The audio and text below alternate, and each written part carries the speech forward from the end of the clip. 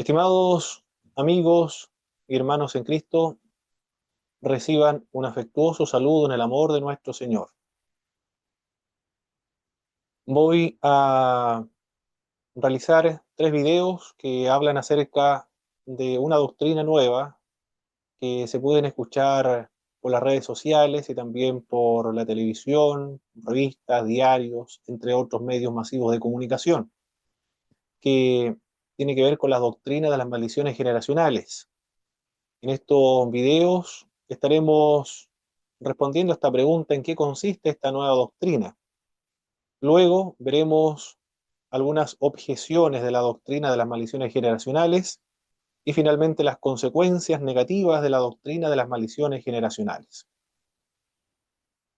En esta primera parte veremos en qué consiste primero, antes de plantear las objeciones a esta doctrina.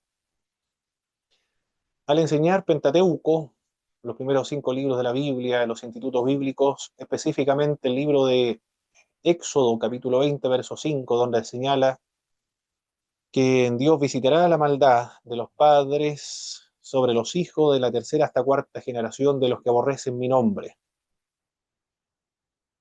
De acuerdo a ese pasaje bíblico, algunos estudiantes que pertenecen a diversas tradiciones de iglesias evangélicas sostuvieron una explicación bastante novedosa de este pasaje.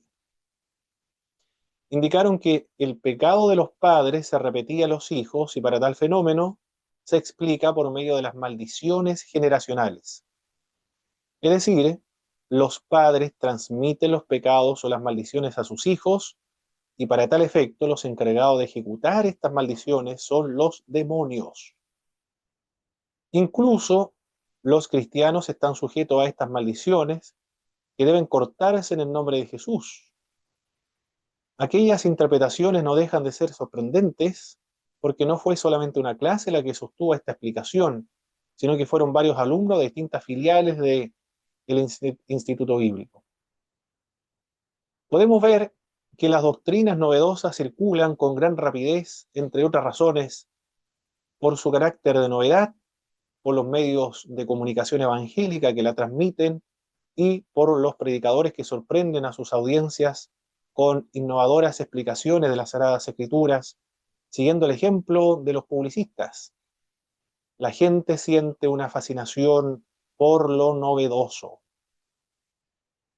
Por ende, es conveniente tratar esta doctrina y así lograr dilucidar en qué consiste, de qué se trata esta doctrina. Si es bíblica, si armoniza con la experiencia, para evitar predicar y enseñar en nuestras congregaciones doctrinas que no pertenecen a la revelación especial de las Sagradas Escrituras. Pues bien, la doctrina de las maldiciones generacionales no puede promocionarse en las iglesias evangélicas por varias razones. Esta doctrina no se basa en la Biblia propiamente tal. Se fundamenta en el concepto de los dioses paganos, principalmente los dioses cananeos. En algunos pasajes bíblicos, pero descontextualizados, mal interpretados, también en el testimonio y experiencias, pero arbitrariamente seleccionadas de personas. Veremos entonces en qué consiste la doctrina de las maldiciones generacionales. Vamos a definir primero de qué se trata esta doctrina. Según la teoría de las maldiciones generacionales, el individuo que se encuentra bajo maldición ha nacido ya destinado a cometer ciertos pecados. Se encuentra propenso a sufrir ciertos males o desgracias y es dominado por un poder sobrehumano que no puede controlar. El apóstol moderno, Guillermo Maldonado, ve en los fracasos, divorcios, rompimientos en la familia y múltiples desgracias constantes los creyentes como maldiciones.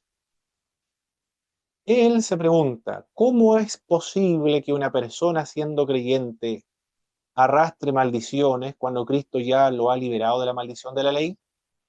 Y Guillermo Maldonado está citando Gálatas capítulo 3, verso 23. Él mismo responde y señala legalmente, eso es lo que realizó Jesucristo. Pagó por todo. Sin embargo, existen cristianos que todavía no se han apropiado de lo que el Señor hizo en la totalidad, en la cruz. Cristo nos redimió de la enfermedad, no obstante, existen aún cristianos enfermos, dice él. Concluye Maldonado que un creyente no puede estar bajo maldición legalmente, pero sí en experiencia. El homólogo de Maldonado, el apóstol moderno John Eckhardt, continúa con el argumento anterior al señalar que hoy muchos creyentes viven bajo maldiciones, aún habiendo sido redimidos legalmente de ellas. Por tanto, el creyente debe pelear también la batalla contra las maldiciones. En esta doctrina se enfatiza la experiencia para respaldar su postulado. Por eso que es una doctrina nueva, fundada en la experiencia, principalmente la experiencia, pero seleccionadas y arbitrarias de algunas personas, no todas las experiencias. Por ejemplo, Hickey, que narra diversos problemas que sufrieron en su granja en los Estados Unidos, expresa lo siguiente. Nos dimos cuenta de que podemos ser hijos de Dios y al mismo tiempo estar bajo una maldición. Los movimientos religiosos que sostienen este punto de vista principalmente provienen del movimiento neopentecostal. El que se encuentra bajo maldición heredada de sus padres puede sufrir múltiples catastróficas situaciones. Entre ellas se encuentran las enfermedades del corazón, esclerosis, multiinfartos, malestares como dolores de cabeza, migrañas, insomnios, negros pensamientos, complejos de cualquier tipo, pobreza, rebeldías, familiares que no se convierten a Jesucristo, preocupaciones, fornicaciones, adulterios e idolatría. También diabetes, obesidad, algún tipo de cáncer, igualmente las adicciones como el alcoholismo, las tendencias a los cigarrillos.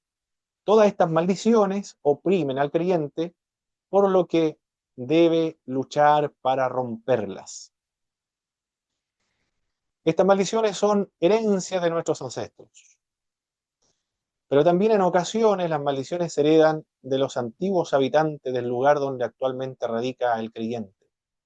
Hickey culpa a los nativos Sioux de los Estados Unidos de maldecir la tierra y las actuales familias que habitan aquel lugar reciben las consecuencias de estas antiguas prácticas paganas según el punto de vista de los nuevos habitantes de estas tierras.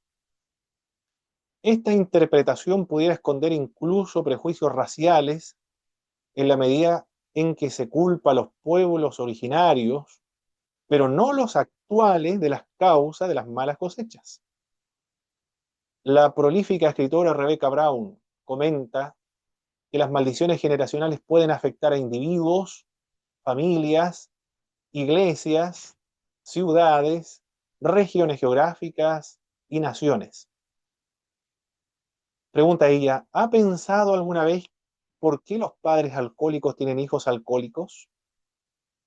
No es solo por la conducta aprendida, señala Rebecca Brown, sino también por los pecados heredados.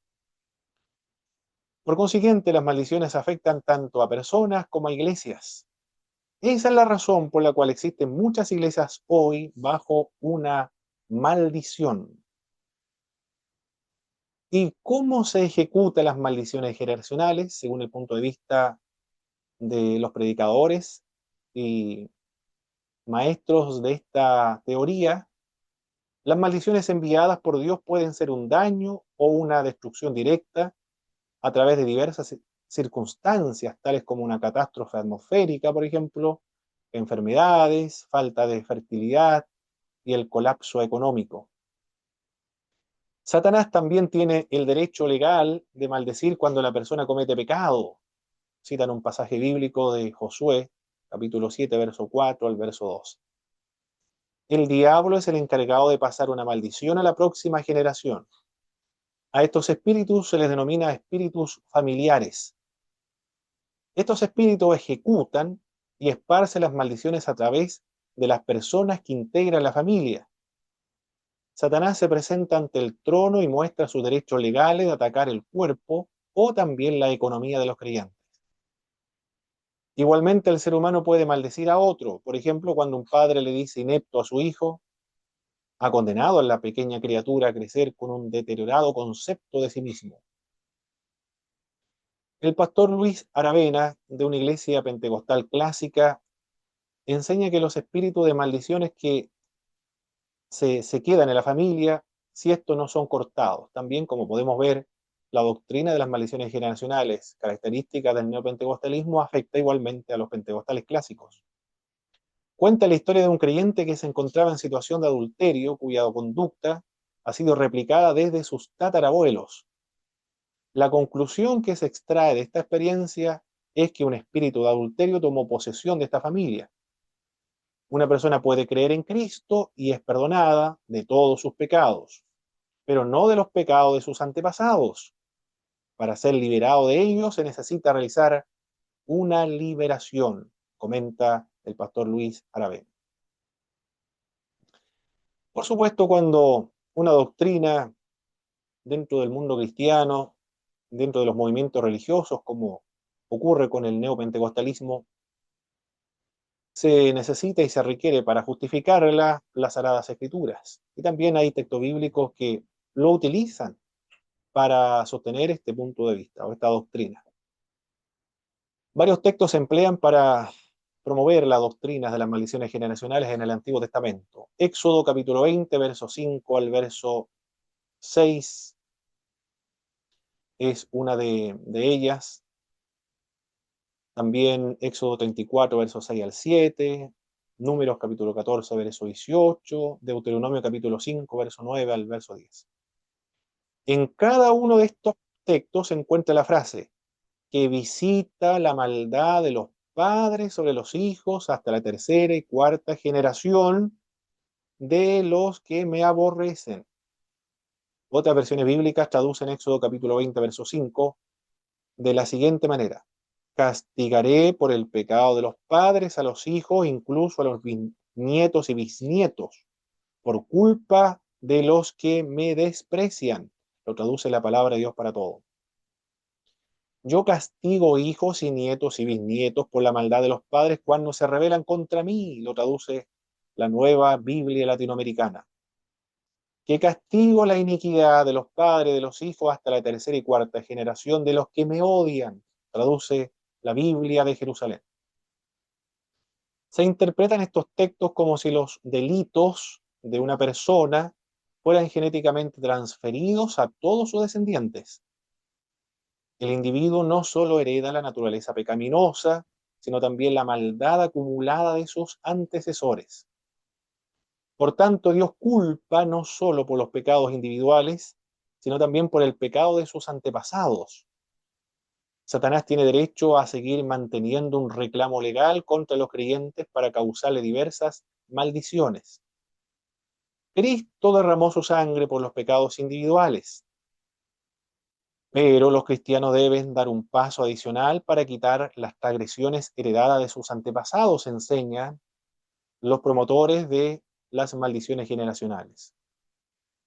Los encargados de traspasar estas maldiciones generacionales son los demonios, quienes pasan de generación a generación y se afianzan en la vida de los cristianos por los pecados de sus antepasados.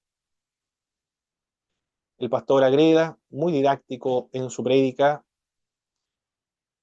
pero con algunas debilidades en cuanto a la interpretación bíblica, la interpretación de la Biblia. En su sermón, ¿por qué se hereda la maldición? En lo general, muy bíblico en su exposición, pero influido por la teoría de las maldiciones generacionales. Los textos que expone son Éxodo capítulo 20, verso 5, que visito la maldad de los padres sobre los hijos, y también el profeta Ezequiel capítulo 18, verso 2. Los padres comieron las uvas agrias y los dientes de los hijos tienen la dentera. Y también cita Juan capítulo 9, verso 2. Rabí, ¿quién pecó, este o sus padres, para que haya nacido ciego? Cada texto aludido pasa por alto el contexto. Por tanto, con este cuestionable método, no es sorprendente verlo enseñar que el pueblo de Dios, según él, siempre estuvo claro sobre las transferencias de las maldiciones a sus descendientes. Además, comenta sobre los reyes de Israel que recibieron la maldición heredada de Jeroboam, por esa razón hicieron lo malo, mientras que los reyes del sur recibieron la bendición heredada de David, y que todos hicieron lo bueno. En realidad, un grupo muy reducido de reyes del sur, es decir, los reyes de Judá, hicieron lo bueno. La gran mayoría siguió el ejemplo de los reyes del norte, como se va a observar más adelante. Existen más episodios que se reclaman para fundamentar esta doctrina. Por ejemplo, la mentira de Abraham fue replicada por Isaac, al simular que sus mujeres eran hermanas. El pecado del asesinato de Caín en Génesis 4 fue replicado por Lamec en Génesis capítulo 4, verso 23, verso 24. La explicación de estas maldiciones o pecados ancestrales se le atribuye a la iniquidad. Asimismo, la experiencia juega un rol fundamental para sostener esta doctrina. Se presentan a individuos que han testificado, siendo aún cristianos, padecían de maldiciones generacionales, pero que ahora son completamente libres de ellas después de pasar por el ministerio de la liberación. Pero como creyentes fieles a la palabra de Dios, puesto que la Biblia es el fundamento de todo creyente, es la máxima autoridad de fe y de conducta de los creyentes, si se acepta la experiencia como válidas, entonces tendríamos que aceptar como verdaderas todas las religiones del mundo, pues en todas ellas se realizan milagros, prodigios y se exhiben experiencias como prueba y testimonio de la autenticidad de la religión. Se aprecia arbitrariedad en los promotores de esta doctrina, en la medida que solo presentan aquellas experiencias que aportan a sus convicciones, pero omiten los miles de testimonios de aquellos, tanto cristianos como incrédulos, que no son cristianos, que tomaron la decisión de no continuar en los pecados de sus padres, sino y sin realizar ningún tipo de liberación o algún rito de liberación. No siguieron en las costumbres y en las prácticas, y tampoco continuaron en las fechorías de sus padres, ni asesoramiento, ni tampoco necesitaron liberación o asesoramiento de liberación de maldiciones generacionales. ¿Por qué no se presentan también aquellos casos, y no solamente aquellos casos, aquellos ejemplos que contribuyen a ilustrar esta doctrina? También los promotores de la doctrina de las maldiciones generacionales utilizan un término que se le denomina la iniquidad. Para el neopentecostalismo, el movimiento religioso que promueve la doctrina de las maldiciones generacionales, el término iniquidad se refiere a pecados graves enraizados que atan a las personas aún después de convertirse. Esa es la definición de iniquidad según el punto de vista de los neopentecostales. Estas iniquidades son atadura entonces, heredada de los antepasados. Para Jacob, pecado e iniquidad no son sinónimos. El pecado es la causa, mientras que la iniquidad es la consecuencia. El pecado produce deformación en la línea sanguínea. Cristo nos liberó posicionalmente, pero el cristiano debe apropiarse de esta libertad que nos han otorgado, dice Jacob. Luego indica que el pecado es lo que cometen los padres y la iniquidad es lo que heredan los hijos. Caín cometió el pecado de asesinato, pero Lamec recibió como consecuencia la iniquidad de la violencia. Sin embargo, entre las acepciones del término iniquidad se encuentran iniquidad, culpa, castigo. El término indica una ofensa, intencional o no, en contra de la ley de Dios. Posee el mismo significado del Antiguo Testamento. fundamentalmente con jata, que se traduce como pecado, por lo que los vocablos jata y abón son virtualmente sinónimos. Según el diccionario hebreo talmúdico Strong, iniquidad significa malos hábitos, sinónimo de mala conducta. ¿Cuáles son los métodos que utilizan los promotores de la doctrina de las maldiciones generacionales para liberarse? Son los siguientes.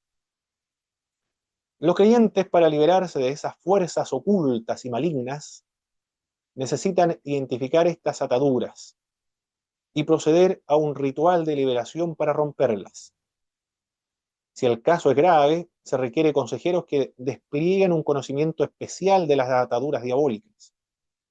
Se proporciona un examen especial de diagnóstico y se proveen las palabras que deben repetirse.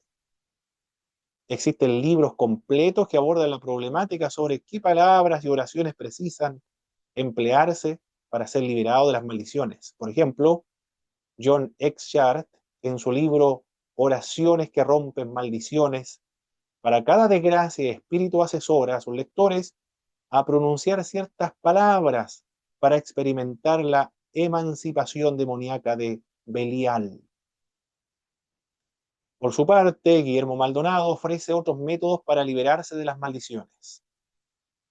Dice él, es necesario reconocer los pecados de los antepasados, tomar responsabilidad por ellos, es decir, asumir los pecados de los antepasados. Luego rompa toda maldición en el nombre de Jesús y por la sangre del Cordero. Llámele por su nombre y cancélela con su boca.